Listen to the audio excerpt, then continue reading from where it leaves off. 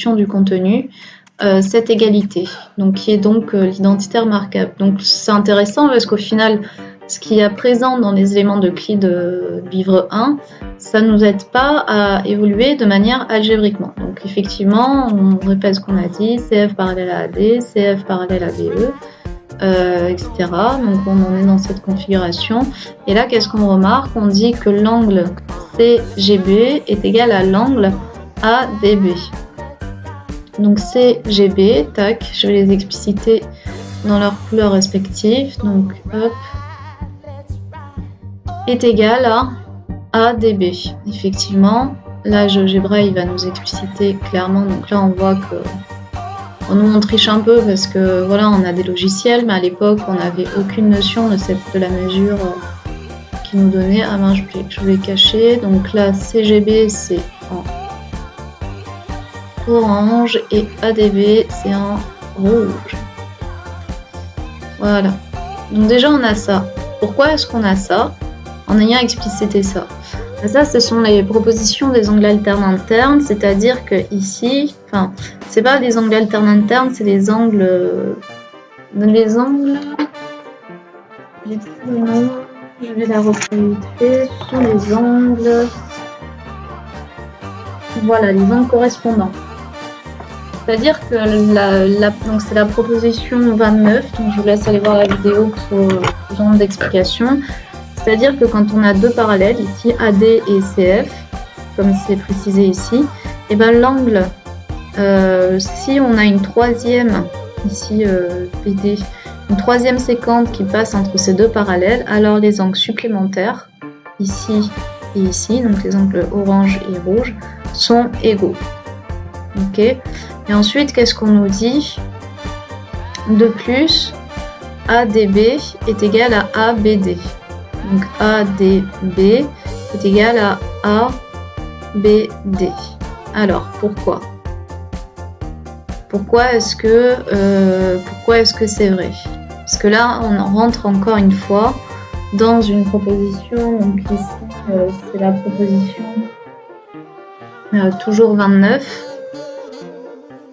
Dans le sens où là, en l'occurrence, on s'intéresse, on n'est plus dans le cas où, voilà, car AB est égal à AD.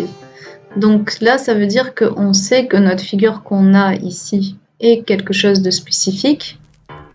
En l'occurrence, ici, on a les côtés qui contiennent notre parallélogramme ABED qui sont perpendiculaires et en particulier qui sont de même longueur. C'est-à-dire que tous les côtés ici sont de même longueur parce que c'est un carré. Car AB est égal à BD, donc on sait que quand on a notre troisième séquente qui passe entre AB et DE, on sait que par conséquent, les angles ici qui sont opposés sont égaux. Alors pourquoi? Parce qu'en l'occurrence, ici, ça veut dire quoi? Vu que AB est égal à AD, et ben le triangle ADB est un triangle isocèle.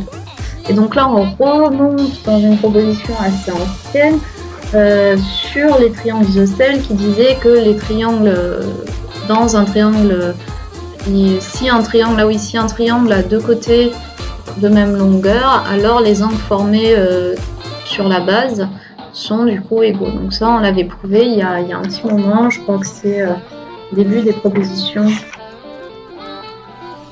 Je sais plus, c'est au tout début, voilà, je crois que c'est type proposition 9, quelque chose comme ça. 9-10, lorsqu'on dissecte, non, je me demande si c'est pas avant. Donc bon, je vous laisse aller chercher, aller regarder les vidéos adéquates. C'est vers le début ou à partir d'un certain rang, c'est sûr. Donc voilà, ici on est dans cette configuration-là. Ensuite, qu'est-ce qu'on nous dit? On nous dit du coup par conséquent, CGB est égal à CBG. Alors effectivement, CBG c'est égal à CGB. Donc là, hop, je me suis trompée sur la couleur.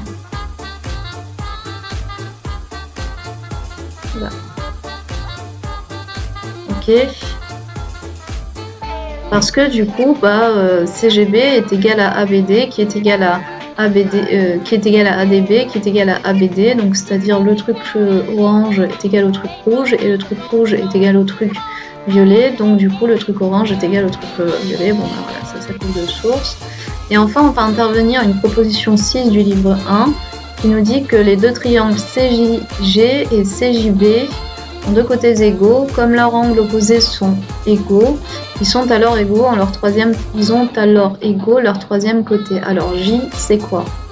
J, c'est le point milieu de notre segment CB.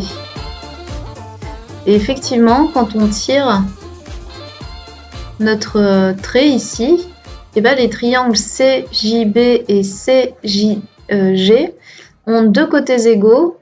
Et en particulier, les côtés opposés de ces triangles sont aussi égaux. Donc on sait qu'à partir de là, vu qu'ils ont un même écartement au niveau de leurs côtés opposés et qu'ils ont deux côtés de même longueur, en réinvestissant en quelque sorte le concept de l'inégalité triangulaire, nécessairement, leur troisième côté est égaux aussi. Donc voilà. Donc ici on a ça, et ensuite du coup on conclut avec ça. Ça nous dit du coup que effectivement, BC est égal à CG, donc ça veut dire que là, on a deux côtés qui sont perpendiculaires, qui sont égaux.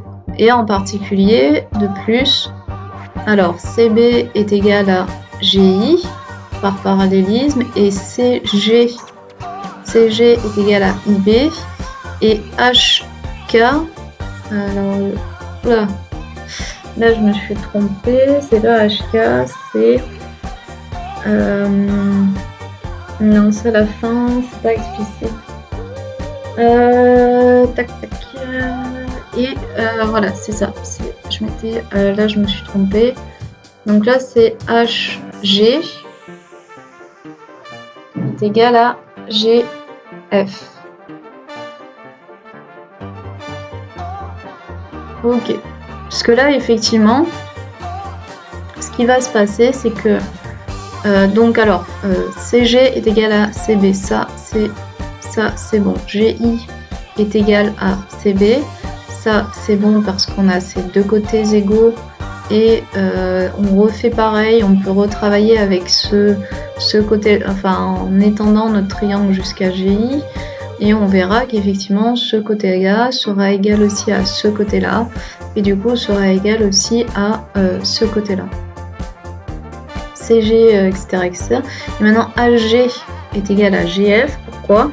Parce qu'ici, en fait, comme CG est égal à GI, on va retirer à la longueur du segment CF et HI, comme ils sont de même longueur, par construction et hypothèse, du coup, sur le carré. On va retirer la même quantité. Ça veut dire que si on retire la même quantité à deux éléments qui sont de même mesure, alors la différence nous donnera du coup une même quantité. Ce qui veut dire qu'ici, HG est égal à GF. Donc voilà, ça c'est bon. Et ensuite, comment est-ce qu'on avance? Du coup, voilà, on dit du coup que CGIB est un carré. Effectivement, on a tous ces côtés égaux, et de plus, ici, par construction, par le fait qu'on soit parallèle et tout, à des éléments qui sont perpendiculaires à d'autres éléments, et du coup, on a bien CGIB qui est un carré. Et enfin, pour finir avec la preuve du fait qu'on montre que ces deux choses sont des carrés, comme on sait maintenant que AG est égal à GF, on applique le même raisonnement qu'ici, et du coup, on trouve que HGFD est aussi un carré. Donc ici, on a bien montré, comme on l'avait prédit au début, que ça et ça, ce sont des carrés.